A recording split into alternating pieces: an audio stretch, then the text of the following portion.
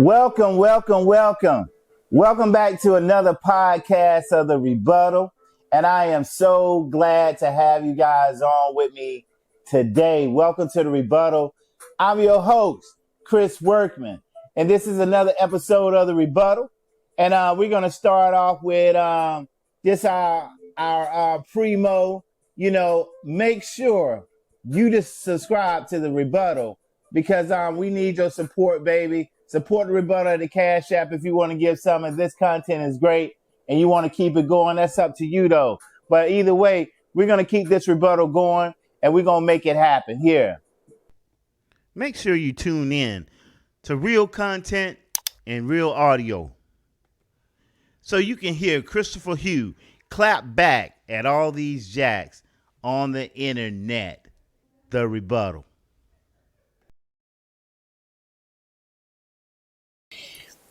Hey, welcome to the Rebuttal. And I know you see the title on there. Lamar can't do it alone. And I'm going to tell you right now, there's just some disturbing commentators out there, and I give respect, and I'm going to show you a couple who I'm talking about. That's talking about how Lamar has to win. And I do agree. Lamar has to win. But Lamar can't do it alone. I have facts to back mine up. I have statistics to back mine up. I have organizational structure to back up why Lamar can't do it alone. And he may not do it this year. See, what you don't understand, and when you look at Lamar, and I know Stephen A. Smith, and I know Ryan Clark has all their commentation, and Cam, and some I support, some I don't, but I respect them all because they all have an opinion, and whether I like their opinion or not is their opinion. So let's get that out the way. But I am going to rebuttal what I heard this week about Lamar Jackson. Lamar may not do it this year. But I also know Lamar can't do it alone. Is it doable? Yes. Is it sensible? Is it plausible? Or is it just downright foolish to expect Lamar to do it by himself? To expect Lamar to do it by himself. Now, I want to show you a couple things here, and I'm going to start off.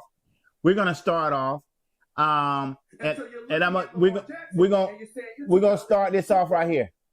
And I'm going to show you what Stephen A. Smith is saying, and we're going to get into the rebuttal here about what I feel about what Stephen A. has said on his show about Lamar that I disagree with.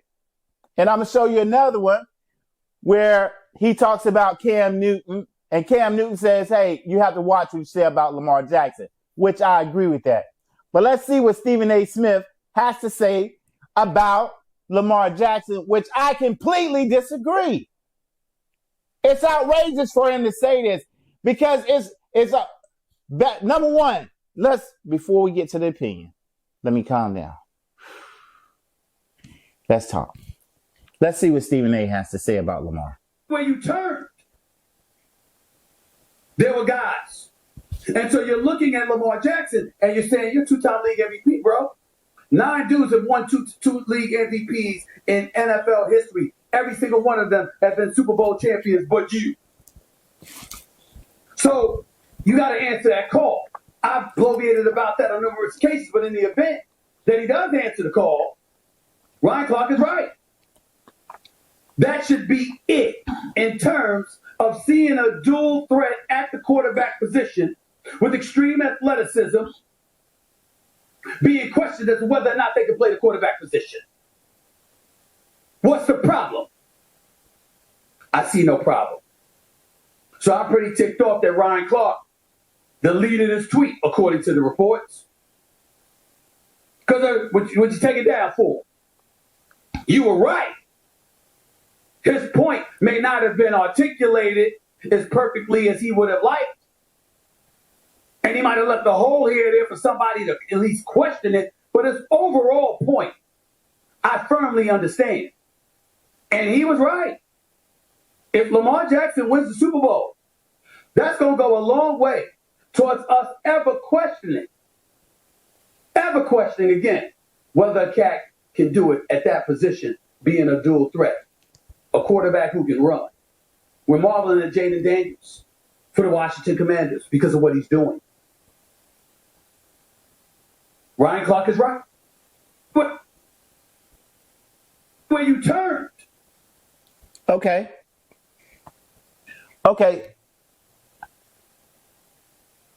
What Ryan is saying, I'm not rebutting anything that Ryan Clark is saying, number one. What I am rebutting is the expectation for Lamar. Yes, I believe he is going to win a Super Bowl. I don't know if it's this year.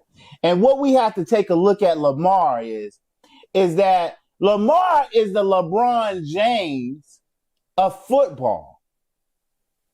Because Lamar has been carrying a lot of junk with him as he wins, as he performs and wins these MVPs. He's had to overperform for the wins. And do we not forget that there is an offense and a defense in football? Both of these entities have to coincide in excellence in order to win the biggest prize in National League football, which is the Super Bowl. Not only just win the Super Bowl, but get to that point.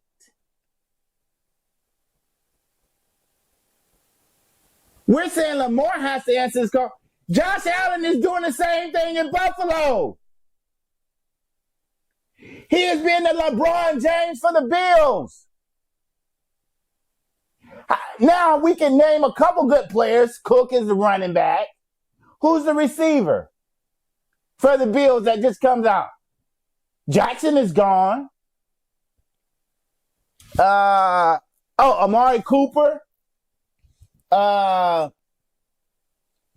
mean, it's hard to even name the stars. Now we just have, with the Ravens, Zay Flowers, Rashad Bateman, Mark Andrews, Isaiah Likely. These guys just came on the scene for Lamar. Now, let's look at the defensive end of what happened to McDonald. The defensive coordinator, he had one great year and he left. Now I want to shift gears. I want to show you what Cam said because I have a lot more to say to back up what I just pictured for you. That Lamar and Josh Allen are the LeBron James of football. Why? Why do I characterize them that way? Because when you look at their team as a whole, it's a lot of junk. And I'm going to show you the comparison to why Patrick Mahomes is having so much success. How do y'all get on TV and not even talk about this? How do you get on TV? How do you get on social media and not see this? It's blind as day. I'm looking at football. I'm looking at the same thing you're looking at. How do you have this expectation when you know it takes the organization, when you know it takes the defense, when you know it takes the coaching? Some people come in and they have and it all fires together. Let's talk about the Los Angeles Rams with Sean McVay. They came in, bam. It was just fire. It all happened, all correlated. It doesn't happen like that all the time. Let's look at the San Francisco 49ers. They done been to the Super Bowl, but they couldn't do it. They had the organization. They had the team. It takes a lot. And as we see with the 49ers, it's the coaching, not the players. It's the play caller. It's the decision making. All that has to come in line to be able to have a successful run through the playoffs and also to win the Super Bowl. It all has to come together. Sometimes it comes together like the LA Rams did. Sometimes it comes together like the Buccaneers, but you got Tom Brady. You got where he can come in and get a team together and his play, and people follow that. People been wanting to play for Tom Brady. It's just a difference. And it's not fair to put this pressure on Lamar when he doesn't have all that in place where he is. He just does not have it all in place. And I'm going to show you right here. Patrick Mahomes was drafted in 2017. Travis Kelce was drafted in 2013. Andy Reid became the coach of the Kansas City Chiefs in 2012. We're going to get to what Cam Newton had to say. Yes, sir. You must watch what you say about Lamar Jackson. Yes, sir. And I don't appreciate it. And respectfully, I see how you talk about Lamar and those certain things. It's like, bro, he's just the greatest quarterback in the league. And we so far forget, like, yo, Josh Allen.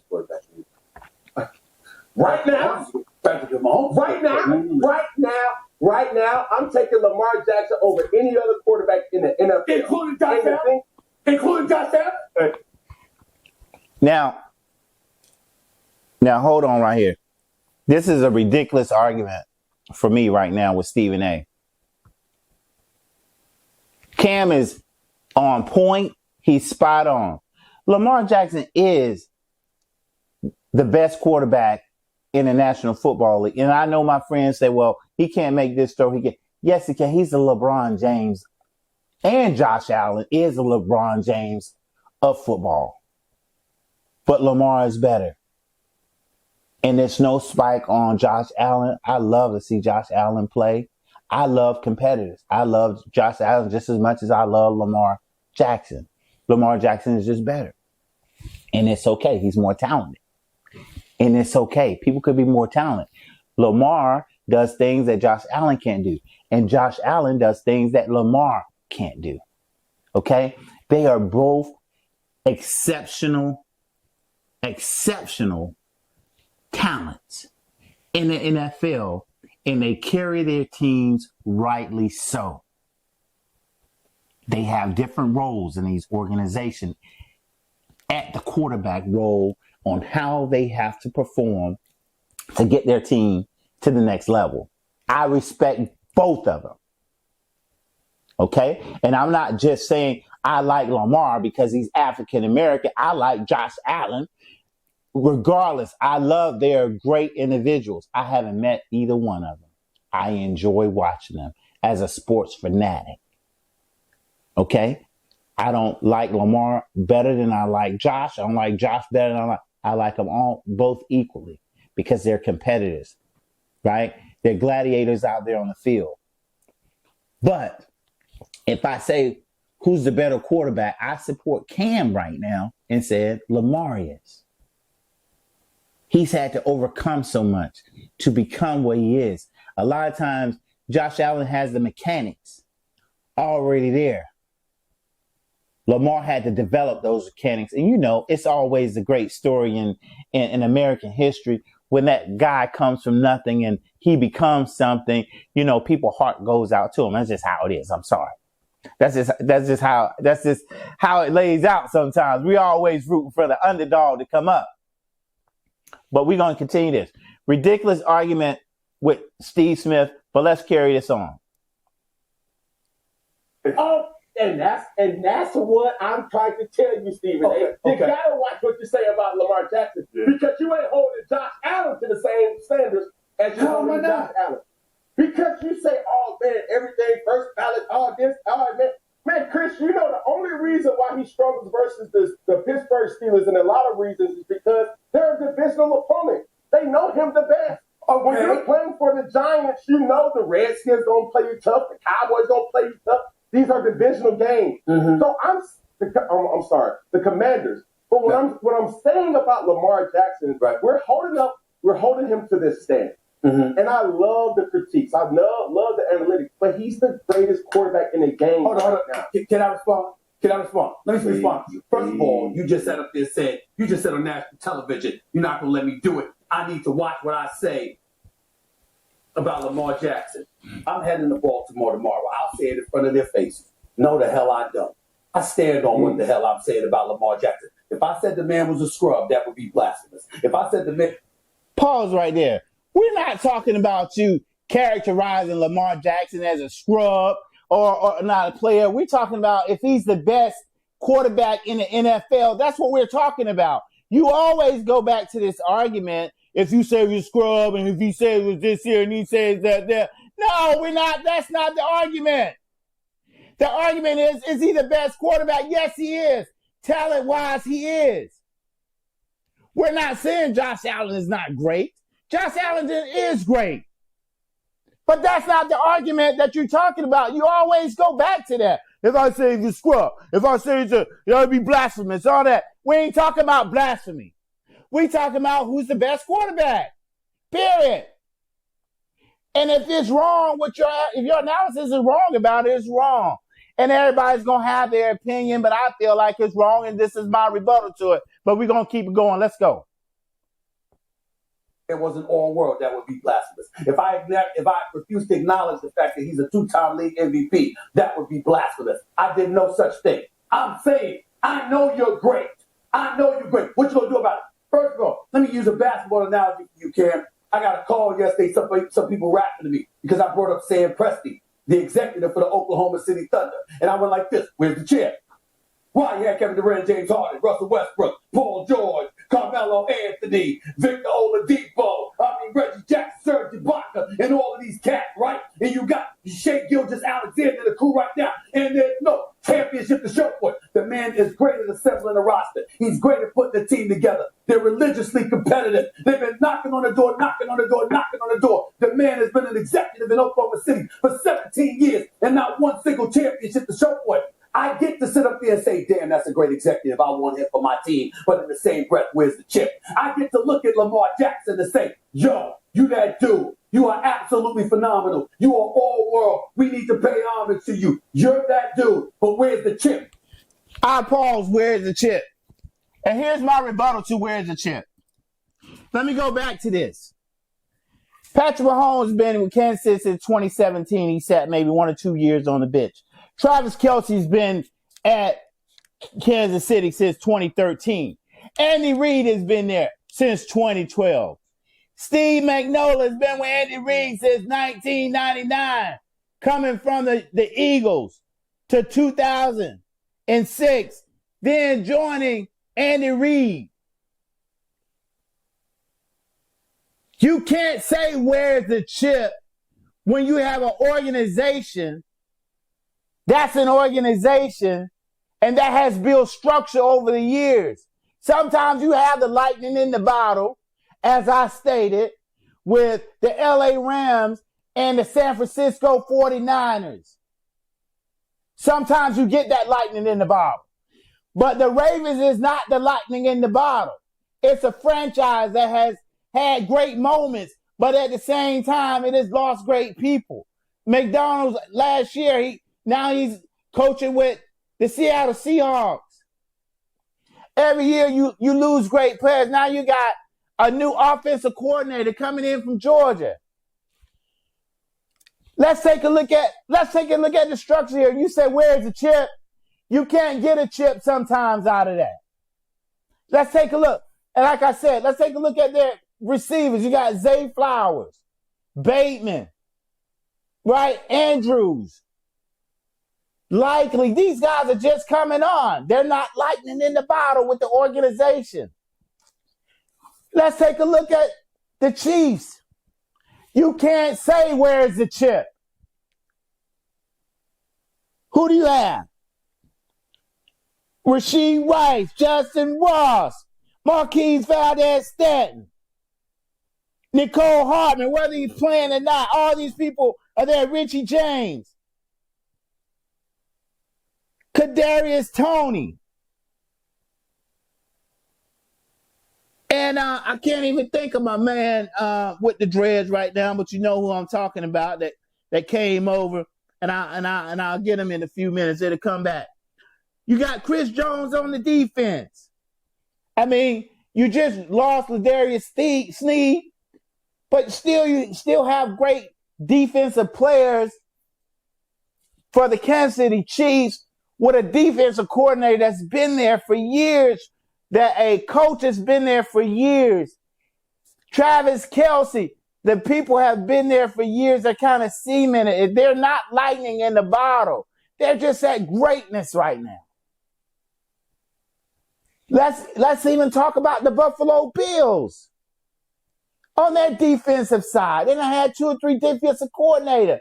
Leslie Smith, I can't think of his name, but Leslie, he's gone.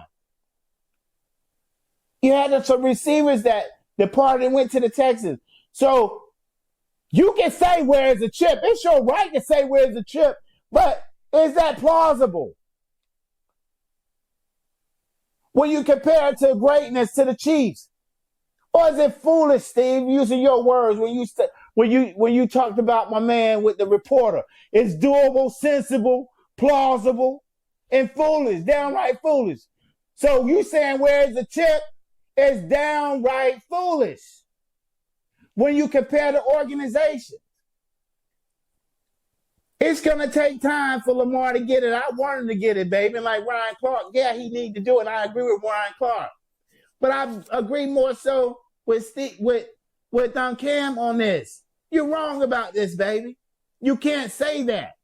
You can't say where's the chip in football, because football and basketball are totally 2 different things. You have an offense and you have a defense. They have to play complementary. Even though Patrick Mahomes played great, but the defense played greater. Even though Travis Kelce played great, the defense played greater.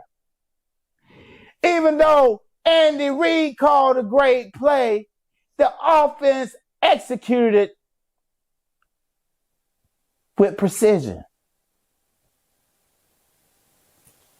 It takes all of that to get the chip. So it's not really plausible for you to say, where's the chip? It's downright foolish. When you think about Josh Allen and Lamar Jackson, when they're kind of representing the league as LeBron James taking jump to the championship, or let's say jump to the playoffs. All that has to coincide. All that. Is it doable? Yes. Is it sensible for them to win? Yes, to bring the chip. But it ain't plausible because they don't necessarily have the structure. And it's downright foolish for you to say that. Downright foolish. Them your words, baby. Them your words. Let's carry on. When you were playing and Cam Newton is sitting up there, you're doing all of this other stuff. We gave you your love, we gave you your respect, we gave you your appreciation, but in the same breath, we were like, yo, where's the chip? We ain't gonna sit up there and fast forward a decade later or beyond or anything like that and let other.